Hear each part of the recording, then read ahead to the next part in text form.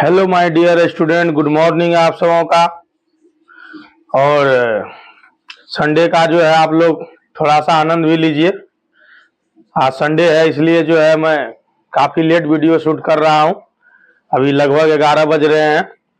बाकी अन्य दिन जो है वीडियो का जो शेड्यूल रहता है वो 8 से 9 रहता है। तो आप लोग भी संडे में थोड़ा धूप लगाइए, एंजॉय कीजिए, साथ ही साथ जो है तैयारी कीजिए। तो चलिए हम लोग शुरू करते हैं अपना साइंस का क्रैश कोर्स सीरीज। हम लोगों ने पिछले दिन देखा धातु और अधातु के बारे में। उसके बाद हम लोगों ने अब शुरू किया है क्या, कार्बन और उसके यौगिक। कार्बन और उसके यौगिक, तो कार्बन और उसके यौगिक में पहले हमने पढ़ाया आपको कार्बन क्या है, कार्बन की जो परमाणु संख्या है वो कितनी है, उसकी जो कॉन्फ़िगरेशन है वो कितनी है, उसका वैलेंसी कितना है, कैसे कार्बन में जो दो गुण पाया जाता है, श्रृंखलन और चतुसंयोजकता, उसके वजह से लाखों करोड़ों कंपाउंड जो है कार्बन अपना खुद बनाता है, कैसे हाइड्रोकार्बन के साथ कंबाइन करता है, कैसे कार्बन जो है कोवैलेंट बॉन्ड के द्वारा अन्य तत्वों के साथ, अन्य तत्वों के कंपाउंड के साथ, अन्य तत्वों के एटम्स के साथ जो है कंबाइन करता है और अलग अलग बहुत प्रकार के जो है क्या करते हैं, यौगिक बनाते हैं। तो उसी चीज को हम लोग पुनः शुरू करते हैं। चलिए हम लोग अपने स्लाइड की ओर चलते हैं और अपना जो ये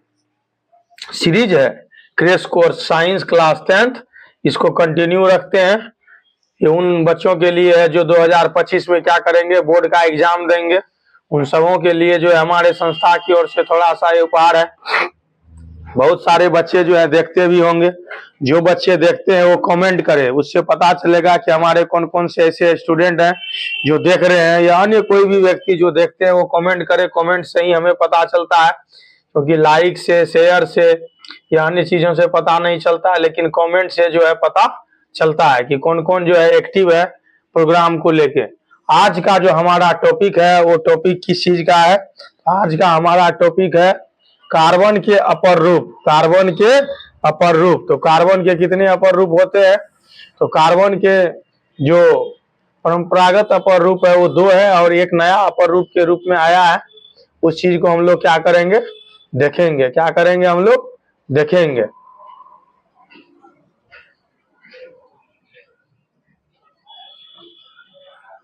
कार्बन के अपर रूप देखेंगे। उससे पहले का स्लाइड क्या है, उससे पहले का स्लाइड चलिए, उससे पहले लास्ट टाइम हम लोगों ने देखा था इसके संरचना सूत्र, और आज हम लोग यहाँ से शुरू करेंगे ताकि लगातार जो वीडियो देखते हैं उनको कनेक्टिविटी को लेके कोई दिक्कत ना हो। वो हर टॉपिक को एक दूसरे टॉपिक से क्या कर सके, जोड़ सके, आपस में जोड़ सके। उनको ये ना लगे कि ये कहीं और से है, पिछले वाला वीडियो कहीं और से था, ये सारी चीजें। तो चलिए हम लोग शुरू करते हैं। कल हम इससे पहले वाला वीडियो में हम लोगों ने पढ़ा था सहसंयोजक बंधन। सहसंयोजक बंधन क्या होता है, कोवैलेंट बॉन्ड क्या होता है, और कोवैलेंट बॉन्ड के द्वारा जो है किस तरह से नए नए यौगिक जो है बनता है, अलग अलग एलिमेंट्स के एटम्स आपस में कंबाइन करके। तो आज उसी के थोड़ा सा गुण को हम लोग देख लेते हैं कि सहसंयोजक यौगिक में किस तरह का भौतिक गुण होगा। तो सहसंयोजक यौगिक के क्वथनांक और गलनांक कम होगा। क्वथनांक और गलनांक क्या होगा, कम होगा। इसका मेल्टिंग पॉइंट जो है वो कम होगा। इस चीज को आप ध्यान में रखिएगा, इसका मेल्टिंग पॉइंट कम होगा। इसका जो है हर चीज कम होगा, melting point, boiling point, freezing point, क्योंकि इसके बीच अंतर आणविक बल जो है वो क्या होता है, कम होता है। ये अंतर आणविक बल क्या होता है, तो एक एटम को दूसरे एटम से बांधने वाला जो फोर्स होता है, जो बल होता है, उसको क्या कहते हैं, अंतर आणविक बल कहते हैं। वो क्या होता है, कमजोर होता है, वीक होता है। तो जिसका कमजोर होगा, वीक होगा, तो उसका जो है गलनांक, क्वथनांक, द्रवनांक, हिमांक, हर चीज कम होगा, हर चीज कम होगा। दूसरा क्या है, सामान्यतः ये अणु विद्युत के कुचालक होते हैं, क्योंकि ये आवेशित कण नहीं होते हैं, विद्युत के कुचालक होते हैं। विद्युत के कुचालक होंगे ही, क्योंकि इलेक्ट्रॉन यहाँ क्या करता है, पार्टनरशिप करता है। एक दूसरे का इलेक्ट्रॉन आपस में मिल के क्या करता है, कॉन्फ़िगरेशन को पूरा करता है। तो इस कंडीशन में जो है चार्ज का ट्रांसफर नहीं हो पाता है, ना तो प्लस चार्ज हो पाता है ना तो माइनस चार्ज हो पाता है। किसके जैसा? आयनिक बॉन्ड के जैसा। किसके जैसा? आयनिक बॉन्ड के जैसा। आयनिक बॉन्ड में क्या होता है, एक एटम जो है इलेक्ट्रॉन देता है तो धनायन हो गया, एक इलेक्ट्रॉन ले लिया तो ऋणायन हो गया। अब धनायन ऋणायन मिलके क्या किया, एक कंडीशन ऐसा तैयार कर दिया जो इलेक्ट्रिक क्या होगा, फ्लो होगा। जब अब इलेक्ट्रिक फ्लो होगा तभी वो क्या हो सकता है, कंडक्टर हो सकता है, सुचालक हो सकता है। लेकिन यहाँ ऐसा नहीं है, यहाँ दोनों एक दूसरे को अपना इलेक्ट्रॉन देके बराबर के लेवल पे रहता है, दोनों पार्टनरशिप कर लेता है, किसी भी तरह का चार्ज क्रिएट नहीं होता है, इसलिए ये विद्युत के क्या होते हैं, कुचालक होते हैं। अब ये टॉपिक पहले का टॉपिक था, पहले के टॉपिक से जुड़ा हुआ था। आज का जो टॉपिक है, जो आज से अभी से शुरू होगा, वो है कार्बन के अपर रूप। कार्बन के अपर रूप। कार्बन के अपर रूप का मतलब है कि कार्बन जो है किन किन रूप में पाया जाता है, उनके कौन कौन से रूप हैं जो हमारे पृथ्वी पे एग्जिस्ट कर रहे हैं, चाहे वो प्राकृतिक रूप से हो या कृत्रिम रूप से हो। तो एक तो आप लोगों ने सुना ही है कार्बन के अपर रूप में हीरा, जो बहुत ही ज्यादा क्या है, प्रीशियस है, महंगा है। हीरे की चाहत हर व्यक्ति रखता है, खास करके ज्वेलरी से लगाव रखने वाले, आभूषण पहनने वाले लोग तो रखते ही रखते हैं। दूसरा क्या है, ग्रेफाइट। दूसरा क्या है, ग्रेफाइट। ये दोनों के दोनों देखिए। और तीसरे जो कृत्रिम रूप से तैयार है वो क्या है, बकमिस्टन फ्लोरीन। बकमिस्टन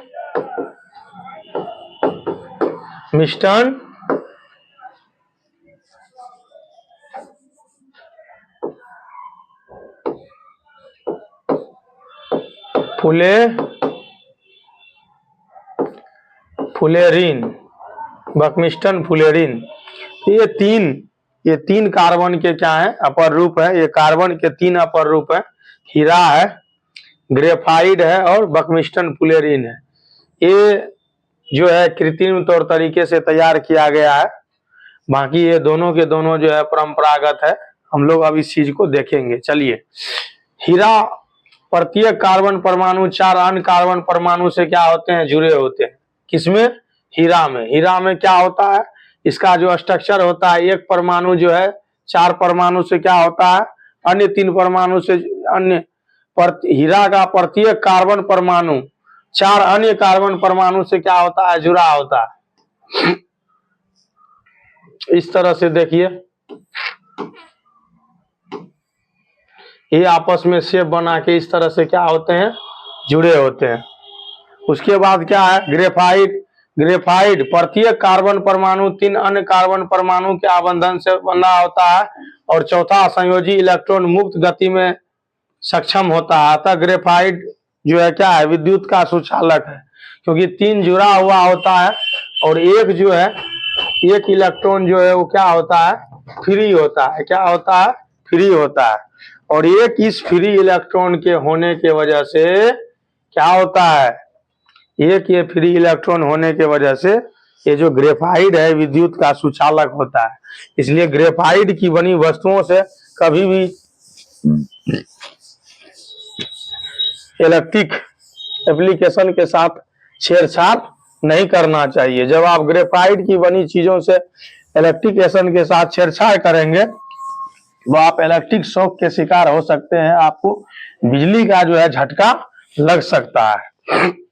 ये देखिए, तो हीरा जो है क्या है, 4 कार्बन एटम के साथ जुड़ा होता है।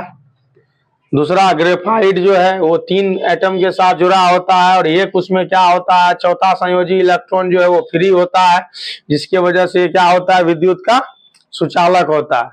और तीसरा फ्लोरीन, सबसे छोटे फ्लोरीन में 60 कार्बन परमाणु होते हैं। ये C60 एटम से मिलके बने होते हैं। इसका स्ट्रक्चर बिल्कुल फुटबॉल के जैसा होता है।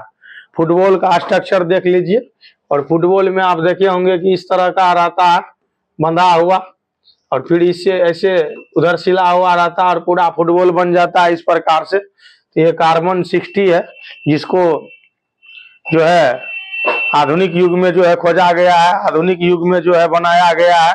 इस चीज का ख्याल देखिए, समझिए। ये है बकमिस्टन फुलेरिन। बकमिस्टन नाम के कोई व्यक्ति था, उन्होंने ही खोजा था, उसी के नाम पे कार्बन 60 को बकमिस्टन फुलेरिन कहते हैं। इसका उपयोग, हीरा का उपयोग कहाँ कहाँ होता है देखिए, आभूषण में, तापमापी इत्यादि के निर्माण में। और हीरे का उपयोग जो है कांच काटने वाला जो कटर होता है उसके ऊपर धार के रूप में। दूसरा, ग्रेफाइट शुष्क स्नेहक के रूप में, पेंसिल की लीड के रूप में, इलेक्ट्रोड वगैरह बनाने में इसका इस्तेमाल किया जाता है। हमारे जो प्ले से लेके 3, 4, 5 तक के बच्चे हैं पेंसिल का इस्तेमाल करते हैं, या क्लास 10वीं के बच्चे जो है कंस्ट्रक्शन में, निर्माण में, रचना में पेंसिल का इस्तेमाल करते होंगे। तो पेंसिल का जो नींव होता है, जो पूरा यहाँ से लेके यहाँ तक रहता है, जिसके ऊपर जो है लकड़ी की कवर होती है, तो वो ब्लैक कलर का वो चमकदार, जिसको चलाते हैं तो निशान छोड़ के आगे बढ़ता है, उसे क्या कहते हैं? सॉरी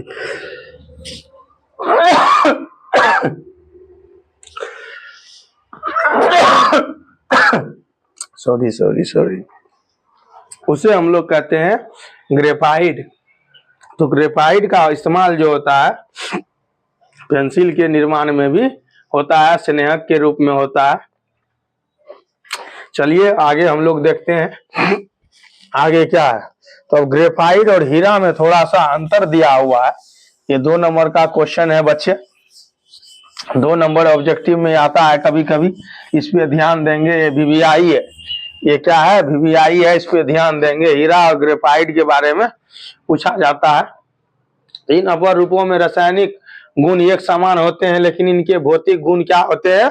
भिन्न भिन्न होते हैं। रासायनिक गुण एक समान इसलिए होता है, इसका जो मटेरियल है कार्बन वो सेम है इसलिए, बाकी बाह्य रूप से बहुत ही ज्यादा अलग होता है। जैसे हीरा देख लीजिए, यहाँ ग्रेफाइट, ये प्रकृति का सबसे कठोरतम पदार्थ है और ये कोमल पदार्थ है। हीरा विद्युत का कुचालक होता है और उष्मा का सुचालक होता है। देखिए, विद्युत का कुचालक होता है और उष्मा का सुचालक होता है। मतलब उष्मा, जब हीरे को गर्म करेंगे तो गर्म होगा, उससे हीट ट्रांसफर होगी, बट इलेक्ट्रिसिटी ट्रांसफर नहीं होगा। ये एक तरह से समझ लीजिए कि स्टार प्रॉपर्टी है हीरे का। दूसरे तरफ देखिए, ग्रेफाइट विद्युत और उष्मा दोनों के सुचालक होते हैं। ये विद्युत के भी सुचालक होता है और उष्मा के भी सुचालक होता है। हीरा पारदर्शी होता है और ग्रेफाइट क्या होता है? अपारदर्शी होता है। हीरे में विशेष प्रकार की चमक होती है। जो हीरे का ज्वेलरी पहनता है, नेकलेस पहनता है, डायमंड के रिंग पहनता है, अन्य चीजें पहनता है, इसी गुण के कारण पहनता है कि वो बहुत ही ज्यादा चमकीला, आकर्षक, मनमोहक होता है। तो ये कुछ भौतिक गुण है कि हीरे और ग्रेफाइट को जब आप बाहर से देखेंगे तो इस गुण के अवसर पे उसको क्या कर सकते हैं? डिफाइन कर सकते हैं, डिफरेंशिएट कर सकते हैं। अब है कार्बन की सर्वतोमुखी प्रकृति। मतलब कार्बन का जो गुण है, कार्बन में जो प्रॉपर्टी पाई जाती है, वो कार्बन को क्या करता है? यूनिवर्सल बनाता है। कार्बन को अन्य तत्वों के अपेक्षा बहुत ही ज्यादा उपयोगी बनाता है और इसी वजह से क्या है? यूनिवर्सल है, सबके साथ फिट है। सबसे ज्यादा अभिक्रिया जो है ये क्या करता है? अन्य तत्वों के साथ करता है और करोड़ों यौगिक अपना बनाए हुए है हमारे इस दुनिया में। तो कार्बन के ये गुण, संयोजी बंधन की प्रकृति के कारण कार्बन में बड़ी संख्या में यौगिक बनाने की क्षमता होती है। इसके 3 कारण है। ऐसा नहीं है कि सिर्फ कार्बन में ही ससंयोजिक बंधन होता है। कार्बन के अलावा भी ऐसे कंपाउंड हैं, सैकड़ों कंपाउंड हैं जिसमें ससंयोजिक बंधन है और उसी के द्वारा जो है बना हुआ है। लेकिन कार्बन जो है उस समूह में से स्पेशल है। क्यों स्पेशल है? देखिए, 3 गुण के कारण। पहला, श्रृंखलन गुण, श्रृंखला बनाना है, कड़ी बनानी है। इस तरह से 1, 2, 3, 4, जैसे आप चेन देखे होंगे, आपके साइकिल में चेन है, मोटरसाइकिल में चेन है, आपके घर में सिक्कर होगा, कड़ी होगा, उस तरह से। दूसरा क्या है? चतुसंयोजकता। चतुसंयोजकता का मतलब है कि कार्बन के जो ये 4 वैलेंसी है, जिसको हम लोग क्या कहते हैं? टेट्रा वैलेंसी कहते हैं। क्या कहते हैं? टेट्रा वैलेंसी कहते हैं। इसके वजह से भी ये क्या है? बहुत ही ज्यादा पॉपुलर है, यूजफुल है। और तीसरा क्या है? समावयवता। समाव्यवता का मतलब है इसकी अलग अलग रूप, थोड़ा सा जो एटॉमिक स्ट्रक्चर है वो अगर चेंज हो गया तो नया कंपाउंड बन जाता है, उसमें थोड़ा सा फिर एटॉमिक स्ट्रक्चर चेंज हुआ तो फिर नया कंपाउंड बन जाता है। तो इसमें रिंग भी बनता है, इसमें जो है चेन भी बनता है, और इसमें जो है क्या करता है, ब्रांच भी बनता है। तो इस तरह से ये सारा समाव्यवता के होने के कारण क्या होता है, इसके कंपाउंड जो है बहुत ही ज्यादा संख्या में पाया जाता है अन्य तत्वों के अपेक्षा। तो एक बार पुनः इन सभी गुणों को देखिए। श्रृंखलन गुण मतलब कार्बन कार्बन के साथ जो है क्या करेगा, चेन बना के लंबी श्रृंखला वाले हजारों लाखों कंपाउंड बनाएगा इस तरह से। दूसरा चतुसंयोजकता, इस तरह से 4 संयोजकता बनाएगा। हो सकता है कि सिंगल सिंगल हो सकता है कि डबल डबल हो सकता है एक तरफ ट्रिपल हो दूसरे तरफ सिंगल हो। तो ये 4 संयोजकता के कारण भी इसमें वेरिएशन बहुत ज्यादा है। तीसरा समाव्यवता है, रिंग भी बनाएगा, ये चेन भी बनाएगा और ये ब्रांच भी बनाएगा। अब इस तरह से इसके अलग अलग फॉर्म भी होंगे। यही 3 प्रॉपर्टी है जिसकी वजह से क्या है, ये वीवीआई है, इसको ध्यान में रखिएगा। ये 3 प्रॉपर्टी की वजह से कार्बन के क्या है, करोड़ों कंपाउंड है, कार्बन के करोड़ों कंपाउंड है। ये सब चीज पूछा जाता है अगर आप केमिस्ट्री बैकग्राउंड से है। एक बार यूपीएससी के एक स्टूडेंट को इंटरव्यू में पूछा गया था कि क्या वजह है जो कार्बन के करोड़ों कंपाउंड है, तो यही 3 वजह है, ध्यान रखिएगा। बाकी सिविल सर्विस के एग्जाम में 1 डे 2 डे एग्जाम में आता ही है ये सारा का सारा चीज, इस चीज का ख्याल रखिएगा। तो श्रृंखलन गुण क्या है, श्रृंखला बनाने का गुण है, कड़ी बनाने का गुण है। तो कड़ी बना के करोड़ों कंपाउंड लाखों कंपाउंड बनाने का गुण जो है वो श्रृंखलन है। क्या है, श्रृंखलन है। यहाँ नीचे दिया हुआ है, देखिए यहाँ कार्बन के परमाणु अपने मध्य आबंधन बनाते हैं और इसी प्रकार सिलिकॉन श्रृंखलन करता है जिसमें 7 और 8 परमाणु तक की श्रृंखला होती है। तो चलिए आगे देखते हैं इसका दूसरा गुण। दूसरा गुण क्या है, चतुसंयोजकता है।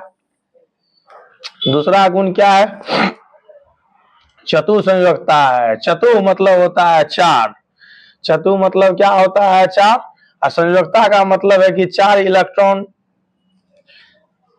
चाहे एक ही प्रकार के हो, अलग अलग प्रकार के परमाणुओं का हो, उनके साथ ये क्या करेगा, पार्टनरशिप करेगा।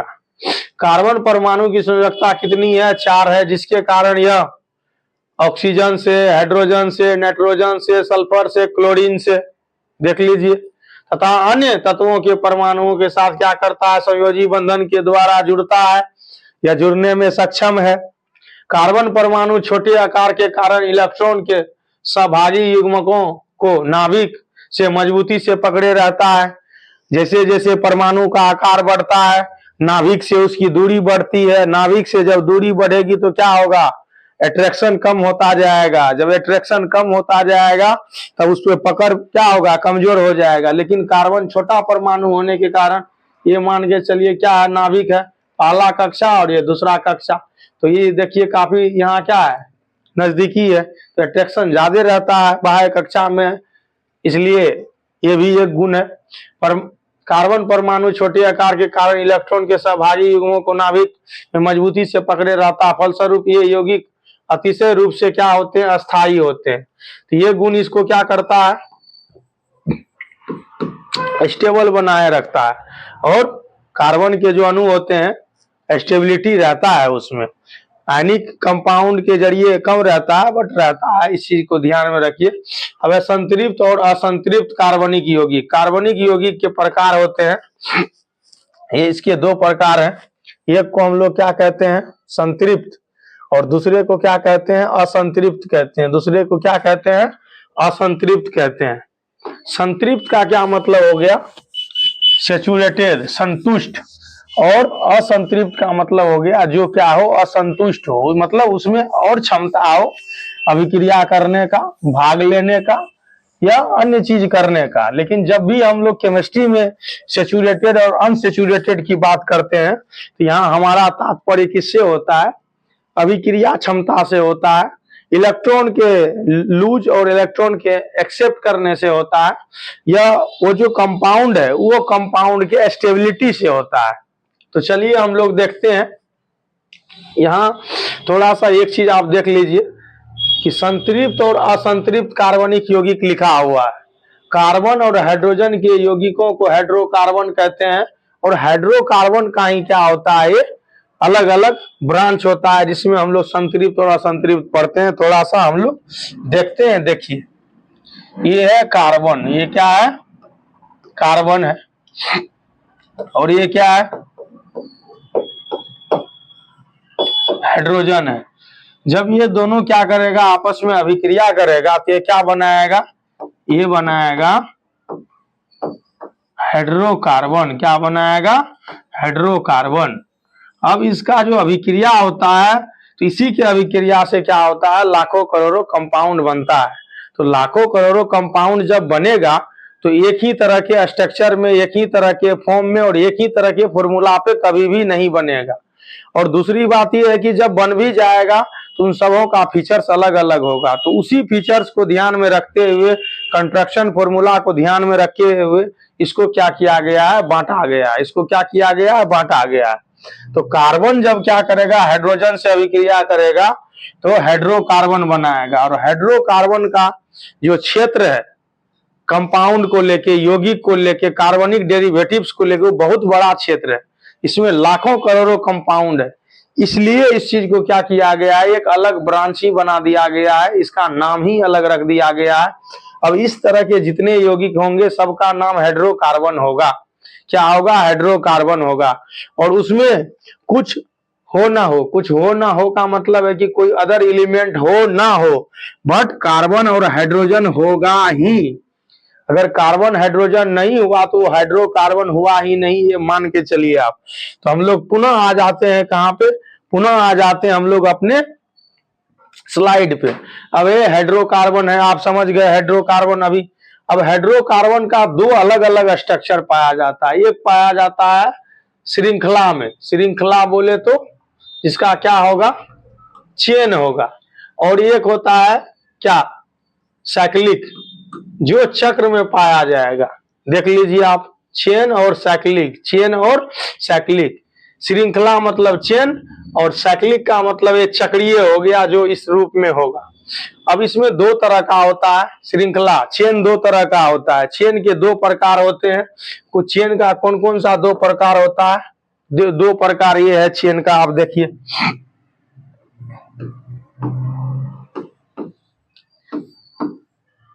एक जो होगा क्या होगा, स्ट्रेट होगा, बिल्कुल सीधी। जैसे देखिए ये एग्जाम्पल के तौर पे ये कार्बन कार्बन के साथ बिल्कुल सीधी चेन है, देख लीजिए। दूसरा क्या होगा, दूसरा होगा ब्रांच। दूसरा क्या होगा, ब्रांच होगा। इसको हम लोग क्या कहेंगे, शाखा कहेंगे। इससे बना हुआ जो होगा वो शाखित होगा। जैसे देखिए ये कार्बन है, ये चेन हो गया, लेकिन इससे यहाँ निकाल दिए, ये ब्रांच हो गया। इससे यहाँ निकाल दिए, ब्रांच हो गया। इससे यहाँ निकाल दिए तो ब्रांच हो गया। तो इस तरह से क्या हो गया, ये ब्रांच वाले क्या हो गए, कार्बन कंपाउंड हो गए।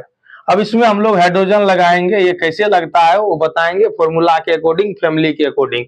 अभी आपको ये जानना है कि ये जो है क्या है, ये स्ट्रेट लाइन का जो है चेन है, और ये स्ट्रेट विथ ब्रांच है। स्ट्रेट विथ क्या है, ब्रांच है। उसके बाद पुनः हम लोग आ जाते हैं अपने किस पे, स्लाइड्स पे आ जाते हैं, पीपीटी पे आ जाते हैं। तो एक सीधी श्रृंखला वाली है, दूसरा जो है शाखित है, ब्रांच श्रृंखला वाली है।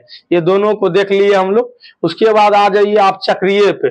चक्रीय पे है, एक एली चक्रीय होता है, देख लीजिए। इसके दो वलय में केवल कार्बन के क्या होते हैं, परमाणु होते हैं। यहाँ कार्बन परमाणु का मतलब है कि कार्बन और हाइड्रोजन दोनों होगा, सिर्फ कार्बन को ध्यान में मत रखिएगा। वलय में कार्बन के अतिरिक्त एक अन्य परमाणु भी हो सकता है।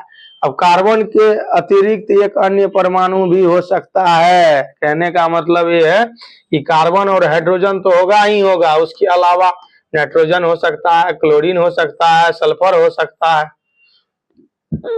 समझे, नहीं समझे तो देख लीजिए आप यहाँ पे। अब जो सीधी श्रृंखला वाला है, इसी सीधी श्रृंखला वाला के दो रूप होते हैं। ये जो सीधी श्रृंखला वाला है जिसको अभी मैंने आपको बताया, इसके कितने रूप होते हैं? इसके 2 रूप होते हैं, इसके 2 रूप होते हैं। इसी के 2 रूप पे हम लोग क्या करेंगे, अभी चर्चा करेंगे। इसको ऊपर कर देते हैं ताकि यहीं से क्या हो जाए, काम हो जाए अपना, यहीं से क्या हो जाए, काम हो जाए अपना। तो ये 2 रूप कौन कौन सा रूप है? ये 2 रूप कौन कौन सा रूप है? तो एक रूप क्या है? संतृप्त। क्या है? संतृप्त रूप है, ठीक है। और दूसरा क्या है? असंतृप्त। असंतृप्त। संतृप्त का मतलब है कि ये क्या है? सेचुरेटेड है, सेचुरेटेड है और ये फुल हो गया है, ये संतुष्ट हो गया है। और असंतृप्त का मतलब है कि ये फुल नहीं हुआ है, ये सेचुरेटेड नहीं हुआ है केमिकली। ये चाहे तो केमिकल के लेवल पे कुछ भी कर सकता है।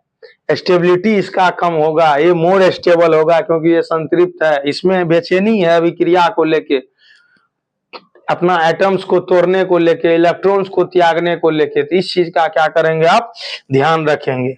संतृप्त और असंतृप्त, संतृप्त और असंतृप्त। तो ये देख लीजिए, संतृप्त है, ये असंतृप्त है। अब जो संतृप्त है उसका एक फैमिली होता है, उसके फैमिली का क्या नाम है? उसके फैमिली का नाम है एल्केन। उसको क्या कहते हैं? एल्केन कहते हैं। ये एल्केन फैमिली है। यहाँ पे क्या होता है? कार्बन कार्बन के बीच सिंगल बॉन्ड होता है। कार्बन कार्बन के बीच क्या होता है? सिंगल बॉन्ड होता है। कौन सा बॉन्ड होता है? सिंगल बॉन्ड होता है। कार्बन कार्बन के बीच सिंगल बॉन्ड होता है। सीधी श्रृंखला वाला में ही असंतृप्त के 2 अलग अलग फैमिली होता है। ये दूसरा फैमिली है और ये तीसरा फैमिली है। दूसरे फैमिली को हम लोग क्या कहते हैं? दूसरे फैमिली को हम लोग कहते हैं, दूसरे फैमिली को हम लोग क्या कहते हैं? तो दूसरे फैमिली को हम लोग कहते हैं एल्कीन। क्या कहते हैं? एल्कीन कहते हैं। एल्कीन कहते हैं। क्या कहते हैं? एल्कीन कहते हैं। और इसी का जो तीसरा फैमिली है उसको कहते हैं एल्काइन। क्या कहते हैं? एल्काइन कहते हैं। फिर से एक बार आप देखेंगे, जो चेन वाले हाइड्रोकार्बन है वो 2 रूप में पाया जाता है। एक स्टेट जिसको सीधी श्रृंखला कहते हैं और एक ब्रांच जिसको शाखित श्रृंखला कहते हैं। सीधी श्रृंखला वाले का 2 फॉर्म होता है, सेचुरेटेड और अनसेचुरेटेड। सेचुरेटेड में एक फैमिली है यहाँ पे, उस फैमिली का क्या नाम है? तो उस फैमिली का नाम है एल्केन। अनसेचुरेटेड में 2 फैमिली है। पहला फैमिली का क्या नाम है? एल्कीन। और दूसरे फैमिली का क्या नाम है? एल्काइन। एल्कीन में क्या होगा? कार्बन कार्बन के बीच जो है डबल बॉन्ड होगा, कार्बन कार्बन के बीच डबल बॉन्ड होगा। और एल्काइन में क्या है? तो एल्काइन में कार्बन कार्बन के बीच जो है ट्रिपल बॉन्ड होगा। इस तरह से फैमिली क्या होता है? अलग होता है। तो ये अलग किसके आधार पे है? ये अलग है स्ट्रक्चर के आधार पे, फॉर्मूला के आधार पे, प्रॉपर्टी के आधार पे, स्टेबिलिटी के आधार पे, उसकी स्ट्रक्चर वगैरह सब बिल्कुल अलग होते हैं। तो इस चीज को हम लोग देखेंगे। इतना ही नहीं, उसके जो फेज है, जो अवस्था है, जो स्टेट है, वो भी अलग होता है। तो चलिए हम लोग पुनः क्या करते हैं, अपने पीपीटी पे आते हैं, अपने पीपीटी पे आते हैं। तो अभी हम लोगों ने देखा, क्या देखा? ये हाइड्रोकार्बन के रूप के बारे में देखा। ये हाइड्रोकार्बन का जो रूप है उसके रूप के बारे में देखा कि क्या क्या रूप पाया जाता है, किस तरह के रूप होते हैं, किस तरह के चीजें पाई जाती है। तो एक होगा खुली श्रृंखला वाला और एक होगा बंद श्रृंखला वाला। जो खुली श्रृंखला वाला होगा उसमें क्या होगा? एक जो होगा स्टेट चेंज होगा और एक जो होगा ब्रांच चेन होगा। ये क्या होगा? ब्रांच चेन होगा। यहाँ पे देख लीजिए, अभी हम लोगों ने बात किया था, ये संतृप्त है एल्केन, संतृप्त एल्केन है 1 नंबर का। ये असंतृप्त में देखिए 2 है, ये एल्कीन और ये तीसरा है, इसका क्या नाम है? एल्काइन। क्या नाम है? एल्काइन। ये जो बंद होता है ये क्या है? क्लोज्ड स्ट्रक्चर में, उसमें जो होता है वो क्या है? साइक्लो। उसको कहते हैं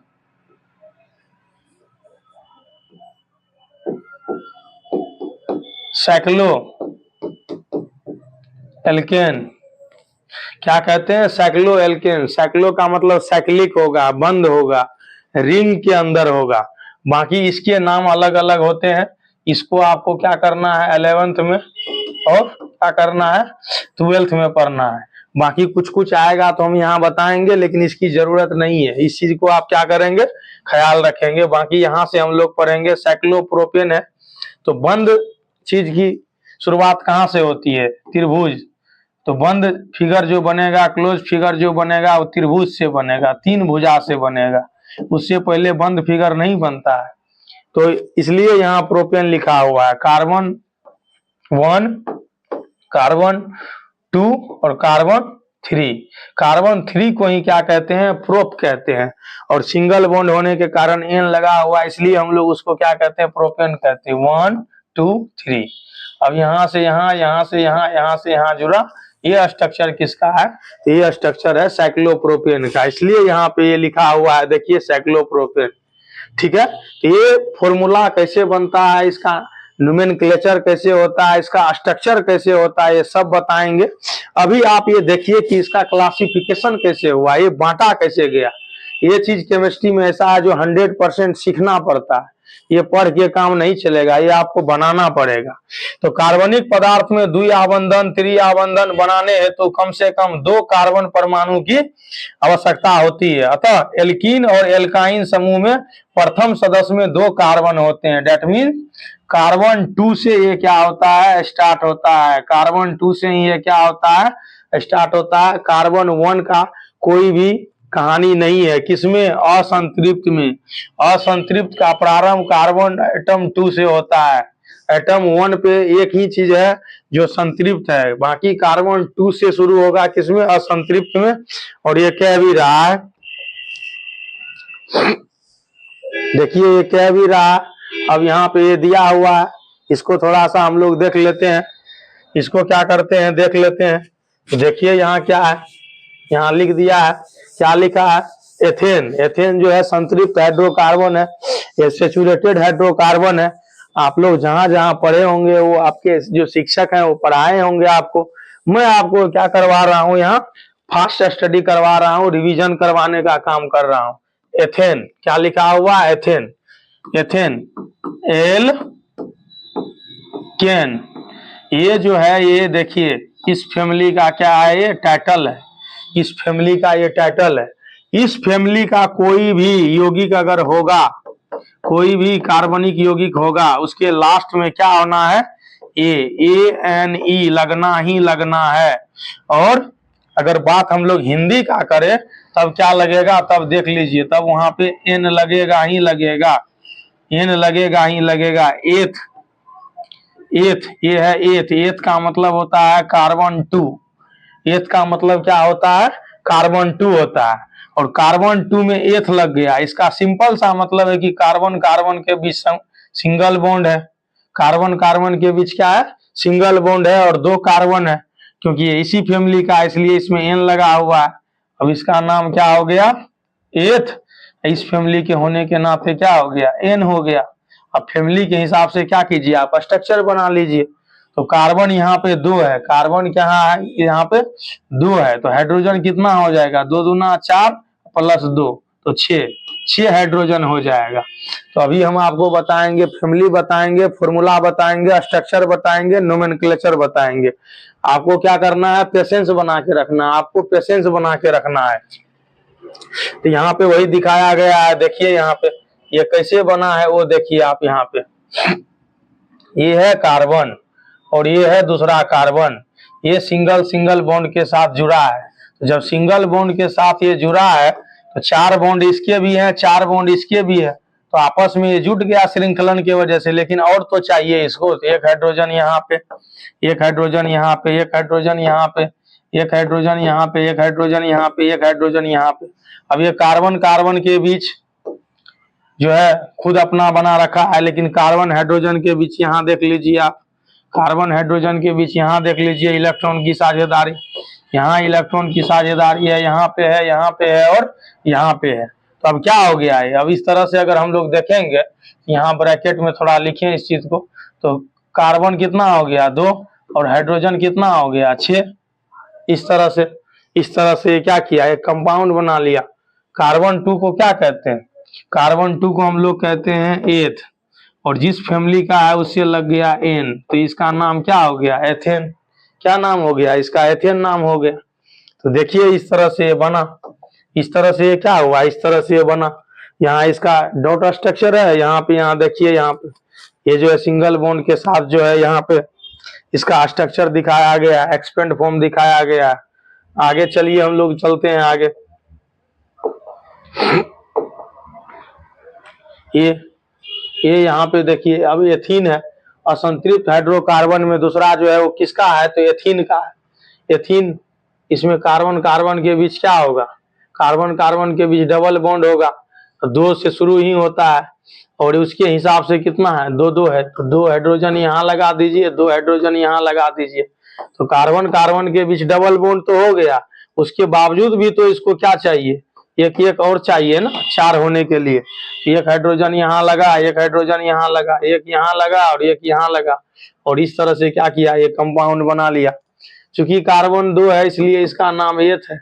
इस फैमिली से और इस फैमिली में इन लगता है तो ये क्या हो गया, एथीन हो गया। ये भी आपका हो गया। अब है एथाइन, अब क्या है, एथाइन है। तो एथाइन को आप इस कोने में देख लीजिए। कार्बन कार्बन के बीच जब ट्रिपल बॉन्ड होता है तब इस फैमिली को क्या कहते हैं हम लोग, एल्काइन फैमिली कहते हैं, एल्काइन फैमिली कहते हैं। क्या कहते हैं, एल्काइन फैमिली कहते हैं। तो यहाँ देख लीजिए 3 3 हो गया, तो एक तो इधर चाहिए ना, तब ना 3 1 4 होगा, और इधर से भी देखिए तो 3 1 4 होगा, वैसे नहीं ना हो पाएगा। तो एक हाइड्रोजन यहाँ दे दीजिए, एक हाइड्रोजन यहाँ दे दीजिए, अब हो गया। 4 होना चाहिए, 4 होना चाहिए, तो 4 हो गया। तो यहाँ क्या हो जाएगा, C2 और H2 हो जाएगा। अब इसका क्या नाम है, कार्बन 2 को कहते हैं एथ, जिस फैमिली से है वहां से क्या आ जाएगा, आइन आ जाएगा। इसका नाम क्या हो गया, एथाइन हो गया। ये देख लीजिए। तो इस तरह से क्या करता है, कार्बन अलग अलग फॉर्म में अभिक्रिया करता है, कार्बन अलग अलग फॉर्म में अभिक्रिया करता है। अगर इस फॉर्म को आप देखिएगा गौर से, तो कार्बन सिंगल बॉन्ड अभिक्रिया करता है, ये अलग हो जाएगा। कार्बन डबल बॉन्ड अभिक्रिया करता है, ये फैमिली अलग हो जाएगा। और कार्बन ट्रिपल बॉन्ड के साथ अभिक्रिया करता है, इस चीज का ख्याल रखिए। यहाँ पे आपको ऐसे दिखाना होगा, मिस नहीं करना है। ये इस तरह से देखिए अलग है, ये फैमिली अलग है और ये फैमिली अलग है। इस फैमिली का क्या नाम है, इस फैमिली का नाम है क्या, बढ़िया से लिखने दीजिए, दिक्कत हो जाएगा नहीं तो। एल्केन, इस फैमिली का क्या नाम है, एल्केन।